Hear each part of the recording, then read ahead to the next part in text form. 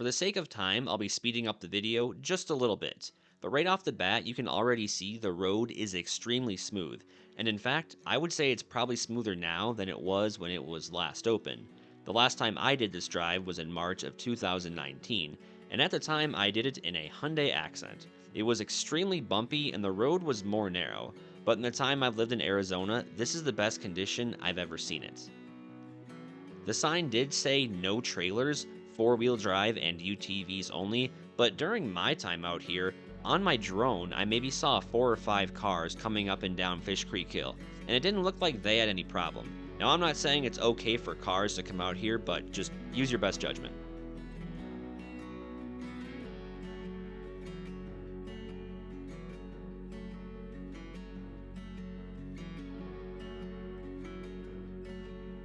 I know quite a few of my viewers are based out of Arizona and are familiar with the Apache Trail and its significance, but for those of you who aren't, here's a brief history lesson. The Apache Trail was originally constructed as a wagon haul road in the early 1900s and was used to transport men, equipment, and supplies to the location where Theodore Roosevelt Dam would eventually be built. Construction on the road started in 1903 and was eventually completed by 1905. Now, I did a very detailed history video on the Apache Trail and Roosevelt Dam, and if you do want to see that, just click the card at the end of this video or click the link down in the description. Here's a couple fun facts for you as we make our way down the hill. The Apache Trail was also an ancient migratory route used by the Salado Indians dating all the way back to 900 AD. Native Americans continued to use this trail as a migratory route between their winter homes in the desert lowlands and their summer homes along the Mogollon Rim. And according to KOA.com, the trail was named after the Apache Indians who originally used it to move through the Superstition Mountains.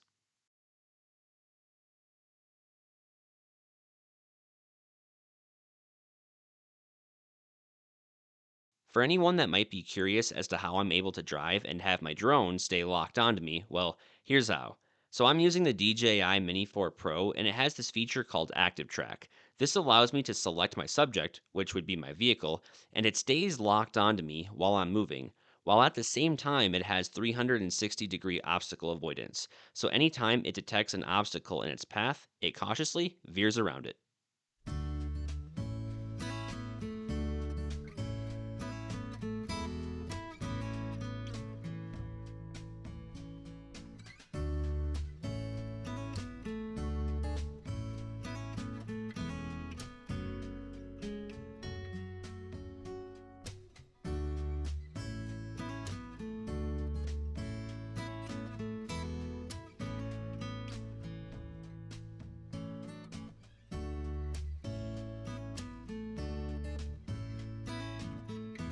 This part coming up was where the rock slide had taken place, and aside from a few small parts of the road being washed out, the rock slide was the primary reason why the road had been closed off.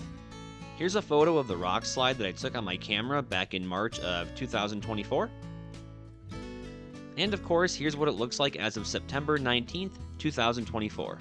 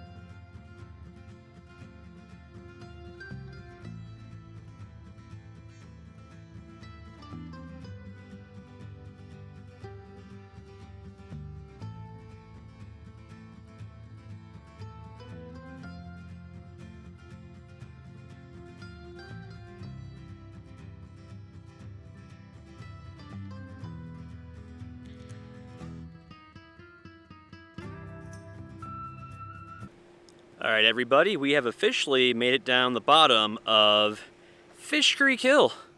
Just think a few moments ago we were way up there, and now we're down here. For anyone that may be curious what I drove down here, I got the Nissan Kicks all-wheel drive.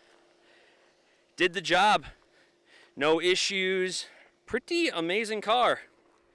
But then I've seen like probably 3 or 4 sedans coming down here. Even though the sign says high clearance 4x4 and UTVs only, I've seen quite a few cars coming down here as well. They could make it. I just didn't want to take my car down here in the event something happened.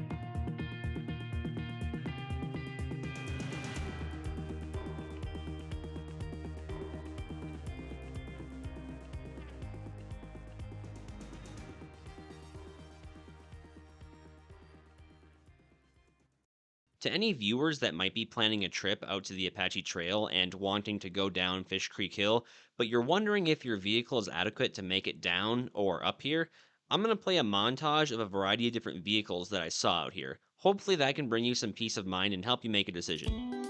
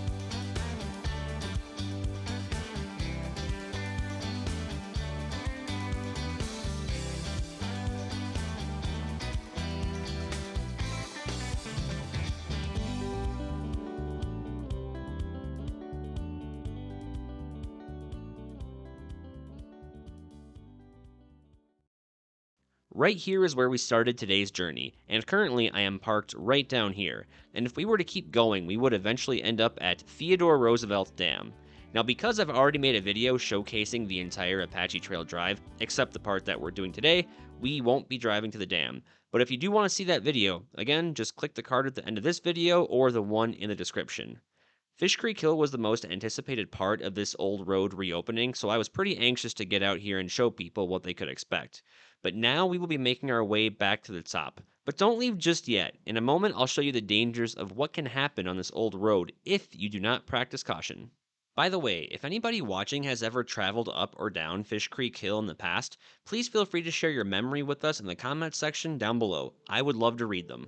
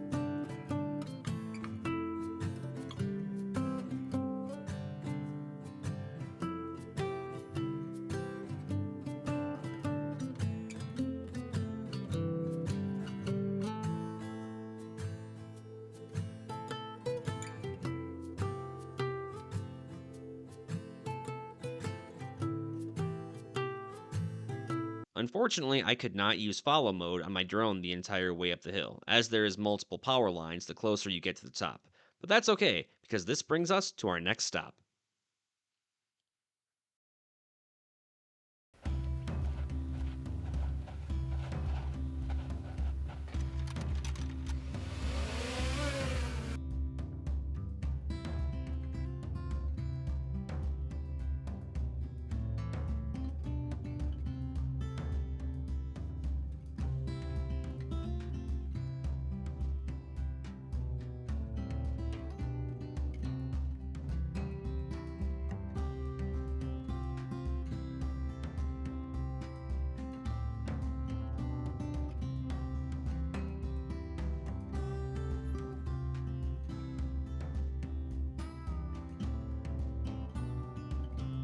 And just like that, we have officially made it back up Fish Creek Hill. Feel free to share this video with your friends, family, and red-headed step siblings, and ask them if they would do this drive. If you do have any questions for me, feel free to ask me in the comments section down below, and if you do want to watch that video with the detailed history on the Apache Trail, just click the card in the upper left-hand corner.